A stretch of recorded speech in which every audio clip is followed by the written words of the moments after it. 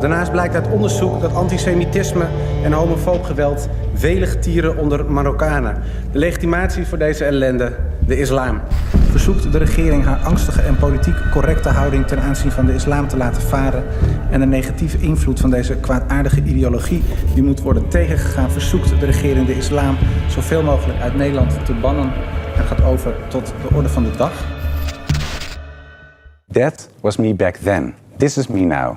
I'm no longer a member of the far right. Ironically, the thing that made me join the far right is the same thing that made me leave. It was Islam. And this is my story.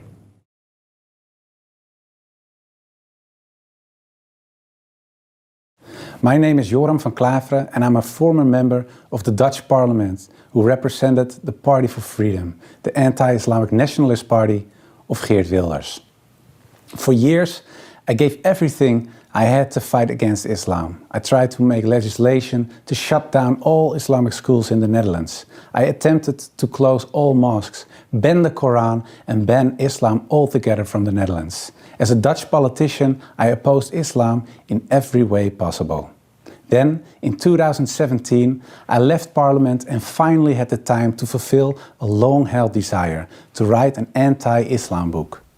I wanted a book that would provide conclusive theoretical groundings for all of the objections I held against Islam as a politician. My book would settle the dispute about Islam with a clear conclusion. Islam is a danger to Europe, to America, to the West and actually to the whole wide world. Before writing my book, my view about Islam was influenced by the conservative Protestant environment of my upbringing, in which other religions, and certainly Islam, was definitely seen as wayward and wrong. I was also influenced by the cultural aversion towards Islam that many Europeans have, which was a result of their historic clashes with the Islamic world. And of course, the fears and worries I experienced during years of studying comparative religion at the university formed my opinions. Remarkably, my studies at the university actually began on September 11, 2001.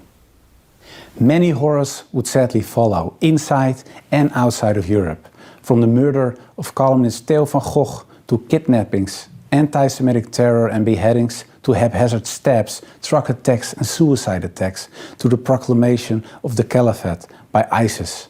There were even Muslims from the Netherlands who traveled as jihadists to Syria.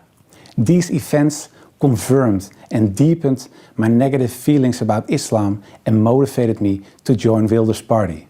I believed that Islam should be fought wherever possible. But as I began writing my book, I came across information that was at odds with the ideas I had. I learned that many of my ideas about Islam, stated by Orientalists, far-right Westerners, and even Islamic extremists, had little or no basis in historical Islam. My research often presented me with context and interpretations that were very different from those I had propagated for years in politics. A more nuanced image of Islam slowly developed in my mind.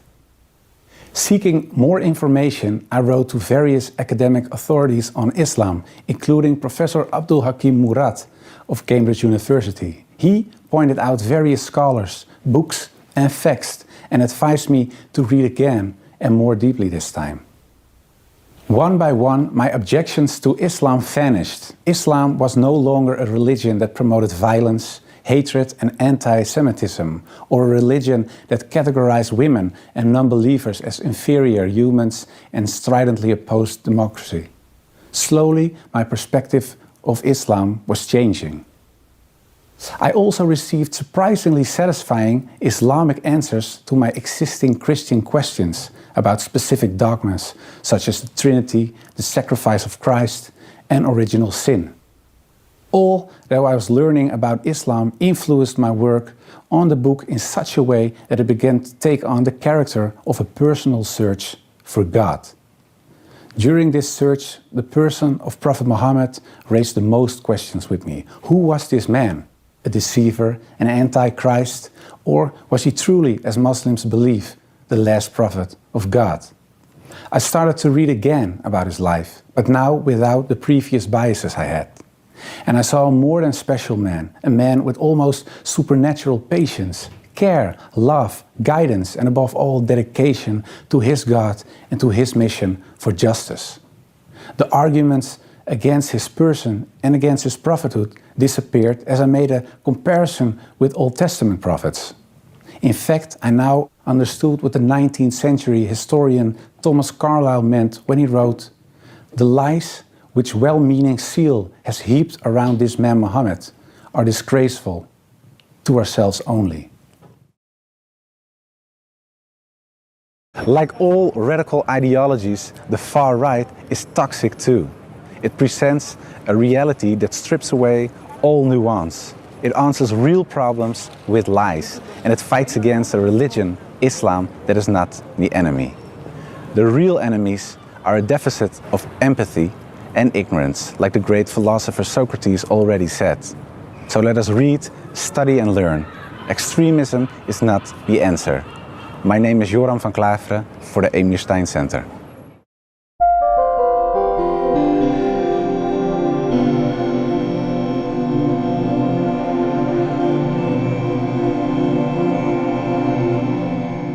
This video was produced in collaboration with Alliance of Virtue.